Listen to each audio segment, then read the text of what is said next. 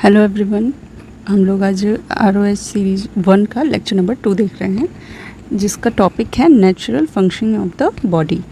ठीक है, तो इसमें सर ने बताया है कि पहले हमें समझना चाहिए state of health and sickness के बीच में अंतर क्या होता है। लेक्चर 1 में जैसे कि हमने समझा कि कैसे एसिमिलेशन और एलिमिनेशन का कॉन्सेप्ट होता है ना, और कैसे ये एक डिसिप्लिन वे में होते हैं, और अगर वो डिसिप्लिन छूट जाए, वो डिसिप्लिन में काम नहीं करें, तो बॉडी में अनईजीनेस आ जाती है।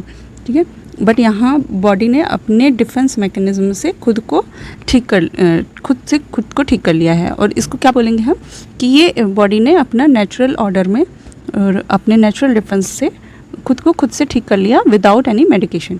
ठीक है, अब इस केस में तो बॉडी ने खुद को विदाउट मेडिसिन ठीक कर लिया, तो यहाँ पे अब हमारे मन में क्वेश्चन आता है ना कि हमें किस मेडिसिन में और किस कंडीशन में फिर मेडिसिन प्रिस्क्राइब करना चाहिए।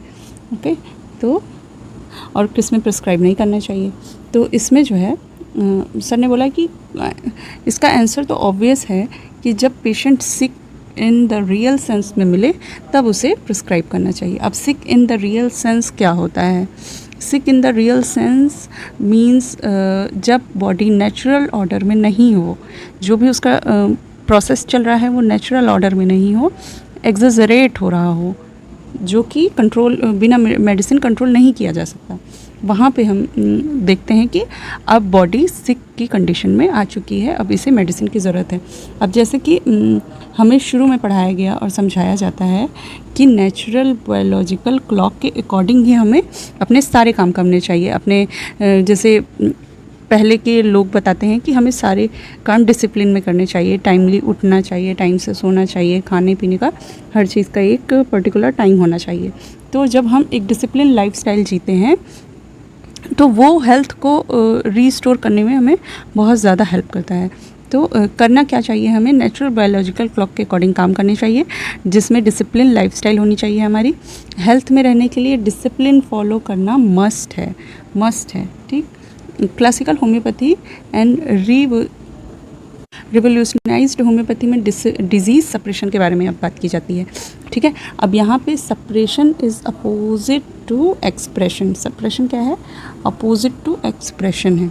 इसका मतलब कुछ ऐसा है कि जैसे कोई एक्सप्रेशन या डिस्चार्ज या इमोशन जो कि बाहर निकलना चाहता है बट उसको कोई आउटलेट नहीं मिल रहा है, वैसी सिचुएशन उसको नहीं बन पा रही है कि वो बाहर निकल सके, तो उस कंडीशन को हम सप्रेशन कहते हैं। अब सप्रेशन हमने कई तरीके का पढ़े हैं। मोस्टली तो हमने एंगर सप्रेशन पढ़ा हुआ है कि हमें कहीं पे गुस्सा आ रहा है, ये एक इमोशनल सप्रेशन हो गया ना, कि हमें कहीं गुस्सा आ रहा है और हम कुछ कारणों से वो गुस्सा बाहर नहीं कर पा रहे हैं, निकाल नहीं पा रहे हैं, या तो वो हमसे बड़ा है कोई पर्सन, या हम उसकी केयर के बारे में सोच रहे हैं कि उसे हर्ट ना हो, है ना, किसी ना किसी वजह से हमारा वो इमोशनल एक्सप्रेशन बाहर नहीं निकल पा रहा है। अब जैसे कुछ पेशेंट होते हैं, आके बताते हैं कि उनके घर में कोई ट्रेजेडी हो गई, कोई लव्ड वन की डेथ हो गई और वो रो नहीं पाए, तो वहाँ पे उनका जो इमोशन था, जो रोने का इमोशन था, उन्होंने उसको भी सप्रेस कर लिया। ठीक है, तो वहाँ पे वो डिजीज़ कंडीशन में चले गए, तो इसको भी हम इमोशनल सप्रेशन समझेंगे। ठीक है, तो जब कोई आउटलेट नहीं मिल पा रहा होता है, वैसे सिचुएशन नहीं बन पाती कि वो बाहर निकल सके, तो वहाँ पे हम सप्रेशन का यूज़ करते हैं। नेक्स्ट है, इसलिए रिवोल्यूशनाइज्ड होम्योपैथी में हम तब प्रिस्क्राइब नहीं करते हैं जब बॉडी सेल्फ क्लिनजिंग वाले प्रोसेस में चल रही है, या रीअलाइनमेंट वाले प्रोसेस में चल रही है, या रीबैलेंसिंग की प्रोसेस में है। ठीक है, अब यहाँ पे सेल्फ क्लिनजिंग क्या है कि अगर बाई चांस हमने ओवर ईटिंग की है, जैसे हमने एसिमिलेशन और एलिमिनेशन वाला प्रोसेस पढ़ा कि अगर हमने ओवर ईटिंग कर ली, बाई चांस हमारे 1-2 स्टूल बढ़ गए, तो वो सेल्फ क्लिनजिंग वाले में आ सकता है, या 1-2 फोड़े फुंसी हो गए छोटे मोटे, तो वो भी सेल्फ क्लिनजिंग में आ सकता है। रीअलाइनमेंट और रीबैलेंसिंग, इसमें क्या होता है कि बॉडी अपने आप को रीबैलेंस कर रही है। जैसे बॉडी ओवर एग्जॉस्ट हो गई, वीकनेस आ गई, तो हमने थोड़ा सा रेस्ट कर लिया 1-2 दिन, तो उसके बाद हमारी बॉडी अपने आप नए प्रोसेस में आ जाती है, बैलेंस में आ जाती है, हम फिर से एनर्जेटिक फील करने लग जाते हैं। तो जब इस प्रोसेस में बॉडी चल रही होती है तब हम प्रिस्क्राइब नहीं करते हैं। जब तक कि वो ओवर ना हो, ठीक है। क्योंकि यदि ये एक्सक्रीशन बॉडी के पार्ट नहीं हैं, ये जो भी एक्सक्रीशंस जो कि बॉडी के पार्ट नहीं हैं, इनका निकल जाना बेहद ही ज़रूरी है। क्यों?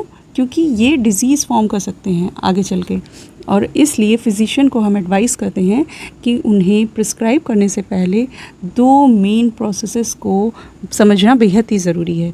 प्रोसेसेस क्या हैं? फर्स्ट है related to natural order and second one is which happen to degenerate the body. Okay, अब ये प्रोसेसेस ह्यूमैनिटी को बहुत ही बड़े डिज़ास्टर डिजीज़ से बचाने में हेल्प करती है, जो कि कई बार इन्हें सप्रेशन के रूप में निकलता है, ठीक है। कोई भी मैटर जो कि निकल जाना चाहिए, उसे बॉडी में नहीं रहना चाहिए, डिस्चार्ज हो जाना चाहिए, उससे एक पल के लिए भी थोड़ा भी बॉडी में रिमेन नहीं होना चाहिए, बचा नहीं रहना चाहिए। यदि ये एक्सक्रीशन बॉडी में रह गए तो ये एक पर्टिकुलर फेवरेबल कंडीशन पाने के बाद, है ना, उचित समय पे या पर्टिकुलर कंडीशन में या सही कॉज, एक पर्टिकुलर कॉन्फ्लिक्ट आने पे ये टॉक्सिन्स में कन्वर्ट हो जाते हैं, ठीक है। मतलब कि अगर ये बॉडी में रह गया, कोई भी चीज़ है, कोई भी गंदगी है ना, अगर बॉडी में रह गई तो फेवरेबल कंडीशन आने के बाद वो टॉक्सिन में कन्वर्ट होकर आपकी बॉडी में डिजीज़ फॉर्म कर सकती है। इसलिए ऐसे किसी भी डिस्चार्जेस को हमें सप्रेस नहीं करना चाहिए, रोकना नहीं चाहिए, निकल देने जाना चाहिए विदाउट एनी मेडिकेशन। ओके, या ऐसा कहें कि ये इतने पावर में आ जाते हैं कि ये टिश्यू डैमेज करके डीजेनरेटिव प्रोसेस को स्टार्ट कर देते हैं। कभी कभी ये कंडीशन इतनी वर्स हो जाती है कि ये टिश्यू डैमेज करके डीजनरेशन की प्रोसेस को बॉडी में स्टार्ट कर देते हैं। पर एक क्लासिकल होम्योपैथ के लिए सप्रेशन के मायने अलग होते हैं। अब ये हैरिंग्स लॉ के according law of reverse order की जगह पर इसे रखते हैं। इस कॉन्सेप्ट के हिसाब से पेशेंट को सारी बीमारियों को एक लेयर वाइज गुजरना पड़ता है, और इस लेयर बाय लेयर गुजरने में उसे बहुत लंबा समय लग जाता है, ठीक है। अब जो भी पुरानी सप्रेस्ड डिजीज़ेज़ हैं, जैसा कि हमने अपने ऑर्गेनन में पढ़ा है कि जो भी पुरानी सप्रेस्ड कंडीशन है, लाइन वाइज वो सभी ऑर्डर में वापस आती हैं।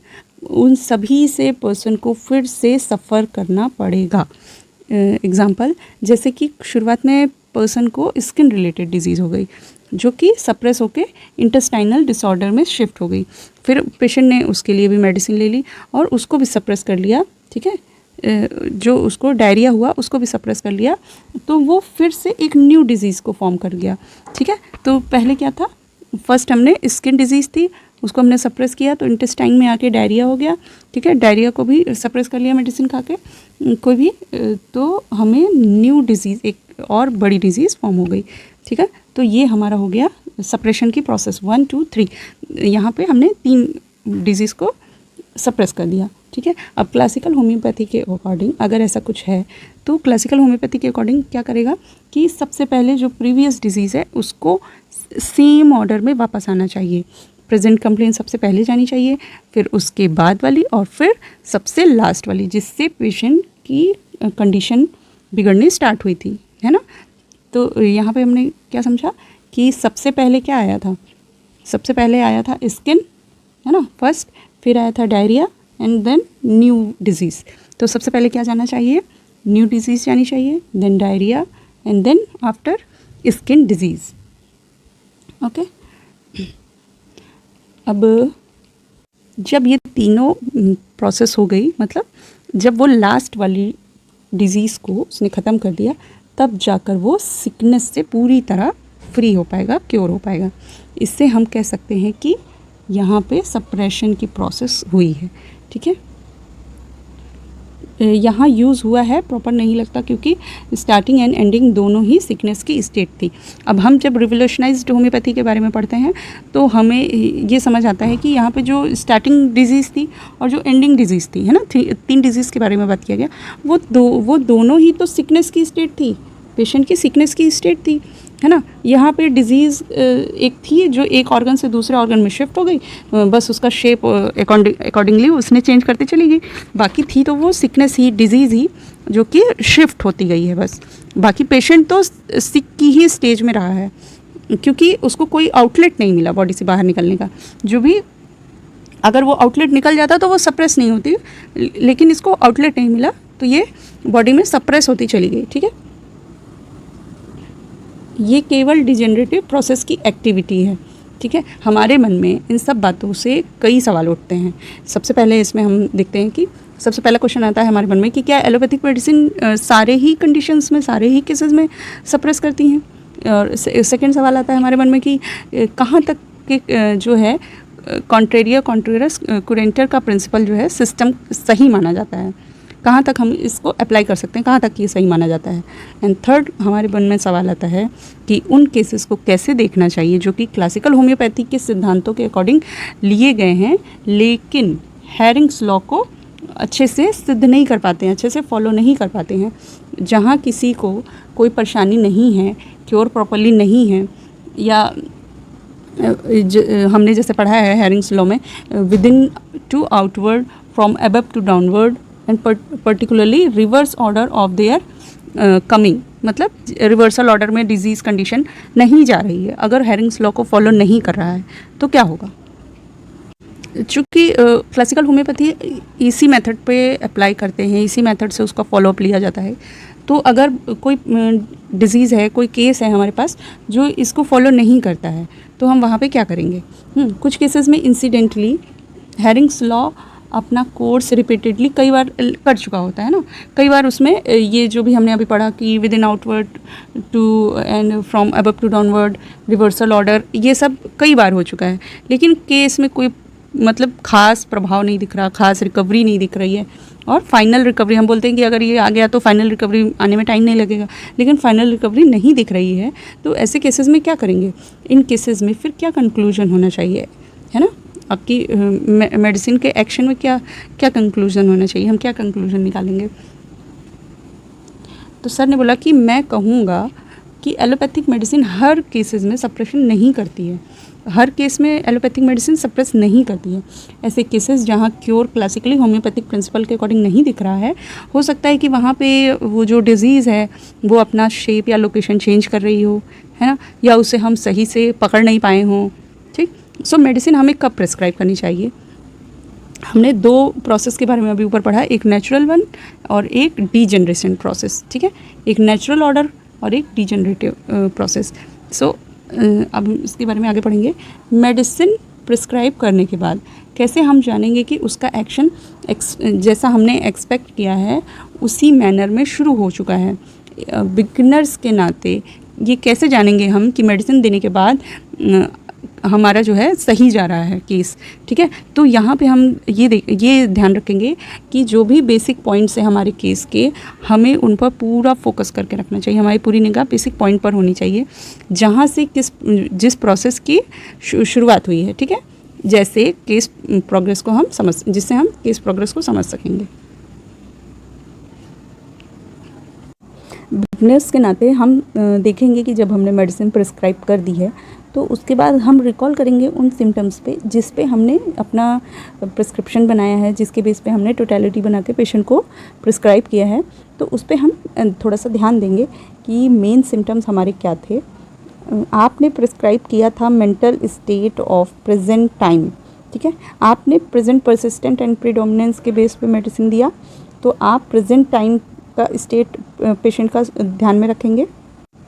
पूरा केस हम लेते हैं तो हम उसमें कंफ्यूज भी बहुत ज़्यादा होते हैं। जहाँ भी हमें कंफ्यूज हो, हमें एक ही बात याद रखनी है कि प्रेजेंट क्या है, प्रेजेंट क्या है, प्रेजेंट की कंडीशन क्या है पेशेंट की, है ना। तो जो प्रेजेंट स्टेट पे हमने पेशेंट को प्रिस्क्राइब किया है, पर्सन जो हमारे सामने प्रेजेंट हुआ अपने ordinary, usual and most common symptoms के साथ, मोस्ट कॉमन एक्सप्रेशंस के साथ, उन सबको हमने प्रीडोमिनेंटली एंड परसिस्टेंट सिम्टम्स को इम्पोर्टेंस दिया। ठीक है, उसके अकॉर्डिंग हमने उसकी टोटलिटी बनाई और उसे प्रिस्क्राइब किया। तो ये जो प्रोसेस है जिसको हमने सबसे पहले पकड़ा, जो उसकी प्रेजेंट कंप्लेन थी, प्रेजेंट सिचुएशन थी, उसको हमें छोड़ना नहीं है। नेक्स्ट पॉइंट क्या है कि जो उसका मेन कंप्लेन जिसके लिए वो आया था, पहले उसको समझेंगे, है ना। कोई पेशेंट आया है हमारे पास, वो बोल रहा है कि मुझे 20 दिन से पेन हो रहा है, तो क्या हम उससे ले लेंगे कि हाँ इसकी मेन कंप्लेंट 20 दिन से पेन। अरे 20 दिन से उसको पेन हो रहा था तो उसने 20 दिन पहले क्यों नहीं आया, वो 20 दिन लेट क्यों किया।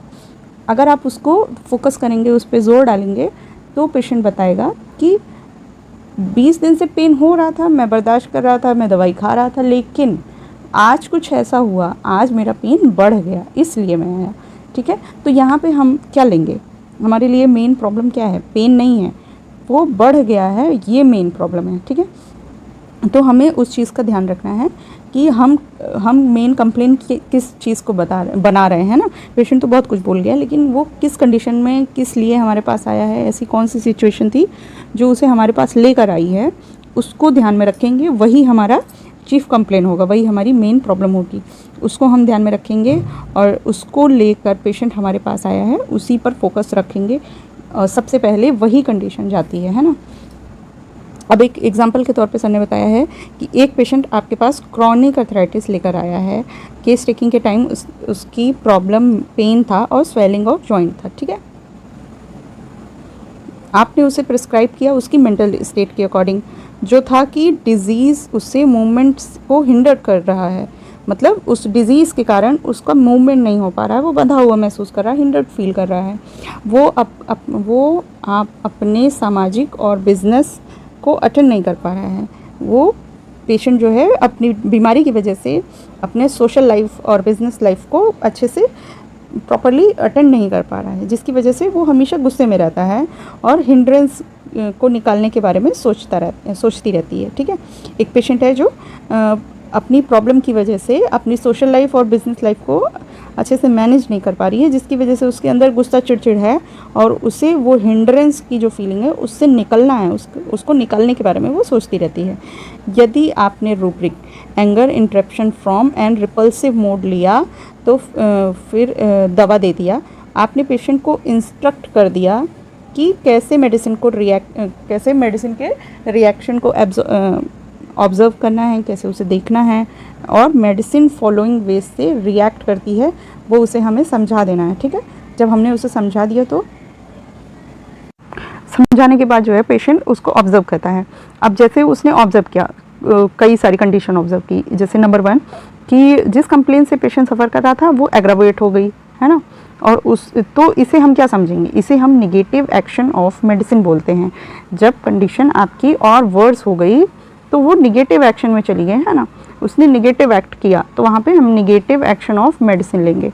ओके, नेक्स्ट क्या उसके ऑब्जर्वेशन हो सकते हैं, तो नंबर 2 सर ने बताया है कि मेन कंप्लेन माइल्डर होने लग गई है ना, जिस चीफ कंप्लेन की वजह से वो आई थी उसमें थोड़ी सी माइल्डनेस आ गई, उसने एग्रावेट नहीं किया। यदि उसको पेन स्वेलिंग या कुछ भी है तो वो धीरे धीरे रिड्यूस होने लगा, और इससे हम क्या बोलेंगे, पॉजिटिव एक्शन, इसे हम मेडिसिन का पॉजिटिव एक्शन बोलेंगे। ठीक है, अब नंबर 3 एक और सिचुएशन हो सकती है जिसे हम बोलते हैं कि मेडिसिन देने के बाद कोई भी एक्शन मेडिसिन ने लिया ही नहीं, हमें ना तो कुछ अच्छा दिखा ना बुरा दिखा, ना पॉजिटिव एक्शन दिखे ना निगेटिव एक्शन दिखे, तो वहाँ पर हम क्या बोलेंगे कि यहाँ पे मेडिसिन ने नो एक्शन किया, या इनएक्शन ऑफ मेडिसिन, या न्यूट्रल एक्शन ऑफ मेडिसिन बोलेंगे इसे हम।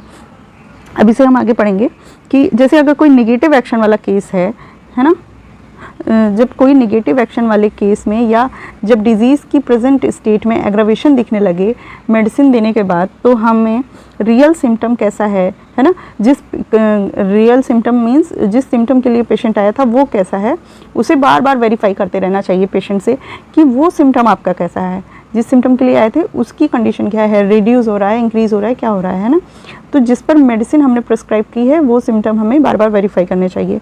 हमें पूछना चाहिए पेशेंट से क्या इंटरप्शन की वजह से है ना, डिजीज़ इंटरप्शन या किसी भी तरीके के इंटरप्शन की वजह से उसके डे टू डे लाइफ में उसे एंगर फीलिंग रहती है, क्या ये बना रहता है, और अगर हाँ यदि ये बना रहता है तो मेडिसिन देने के बाद क्या उसकी इंटेंसिटी, ड्यूरेशन या फ्रीक्वेंसी कुछ कम हुई है ना।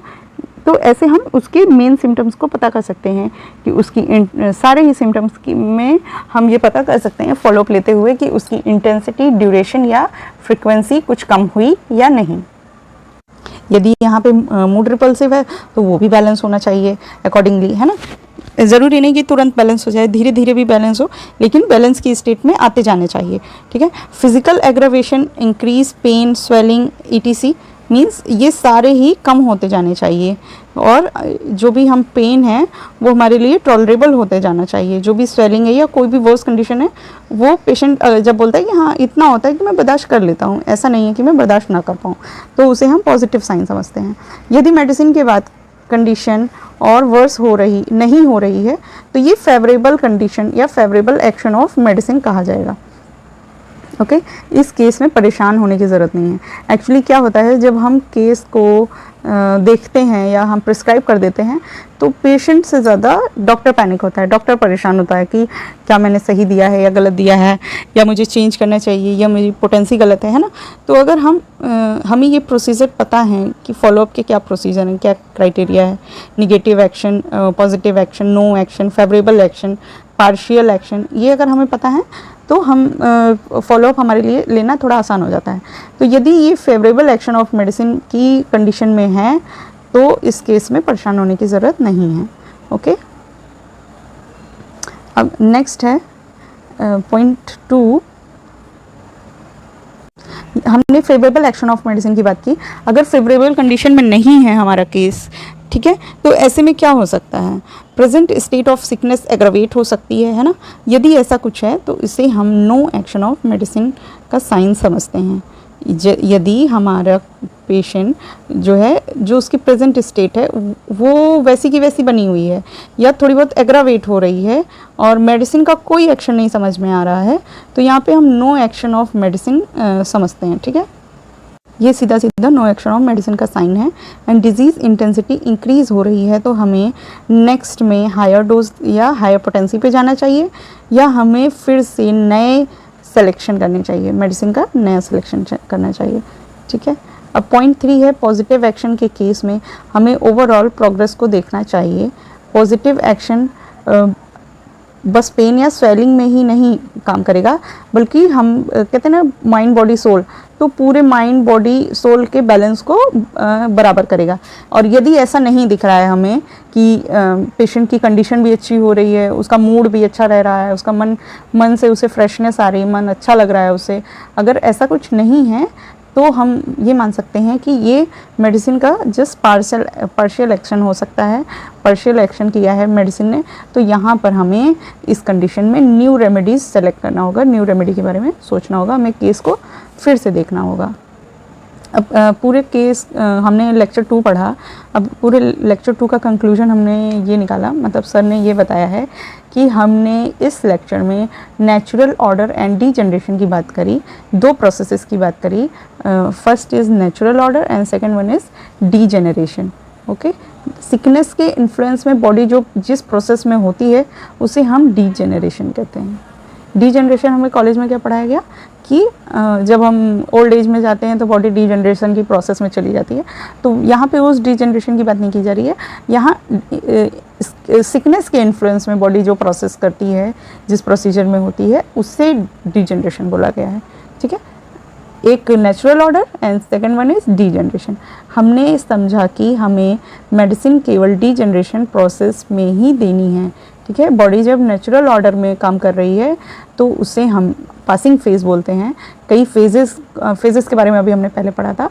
तो अगर नेचुरल ऑर्डर में बॉडी प्रोसेस कर रही है तो उसे पासिंग फेज़ में छोड़ देना चाहिए, उसे छेड़ना नहीं चाहिए, उसे कोई मेडिसिन देके छेड़ना नहीं चाहिए। बॉडी खुद को बिना मेडिकेशन के नेचुरल प्रोसेस या नेचुरल ऑर्डर के अकॉर्डिंग नॉर्मलाइज कर लेती है, क्योर कर लेती है, ठीक है। तो ये था कंक्लूजन ऑफ लेक्चर 2। अब नेक्स्ट लेक्चर में हम नेचर ऑफ सिकनेस के बारे में पढ़ेंगे and the principal it follow while degeneration of the body. ये हमारा टॉपिक रहेगा, इसके बारे में हम अच्छे से डिटेल समझेंगे। Okay, thank you. Please like, share and subscribe.